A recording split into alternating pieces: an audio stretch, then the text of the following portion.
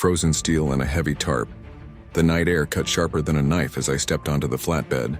The steel beams stacked high in front of me were already coated in a slick layer of snow, each one shining like glass under the dim yard lights.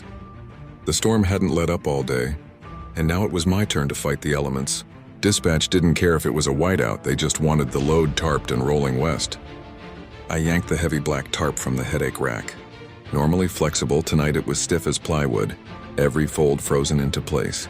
I slung it over my shoulder, the weight pressing down, and staggered up onto the slick beams. My boots slipped once, nearly sending me tumbling. The wind howled through the lot, whipping snow into my face so hard it stung like a swarm of bees. The moment I tried to spread the tarp, the gusts caught it like a sail, nearly yanking me clean off the trailer. I dropped to my knees, gripping the icy steel with bare hands for leverage. My gloves were useless, already soaked through, and the cold bit into my skin until it felt like needles piercing flesh. Twice the tarp tore free, smacking me across the chest with a frozen thud before collapsing in a heap. I wanted to quit. For a split second, I thought about climbing down, firing the truck up, and letting the load ride bare. But I knew better. A flatbedder's reputation rides on the tarp job. Tight, clean, weatherproof. That's the mark of a pro. And pride is sometimes the only fuel that keeps you moving. So I fought harder. Inch by inch, I pulled the tarp over, straining every muscle in my arms as the wind clawed at me. My breath came out in heavy white clouds, fogging my glasses, freezing in my beard. Ratchets squealed as I cranked the straps down, the sound sharp against the muffled storm.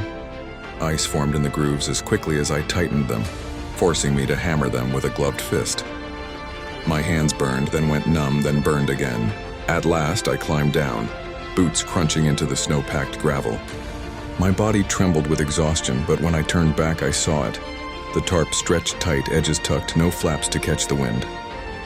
It wasn't pretty, but it was solid. I dragged myself into the cab, slammed the door shut, and sat shaking as the heater groaned to life. My reflection in the glass showed a man half frozen, lips cracked, cheeks raw, but a smile tugged at the corner of my mouth. Out there in the storm, I had wrestled the cold, the steel, and the wind, and I had won. That's the life of a flatbedder. No applause, no recognition, just a quiet pride in knowing the load is safe because you made it safe. As the snow kept falling, I eased the truck into gear. Chains rattled, tires bit into the slush, and I rolled west into the night. Another mile, another storm, another battle survived. By Geeks Trucking.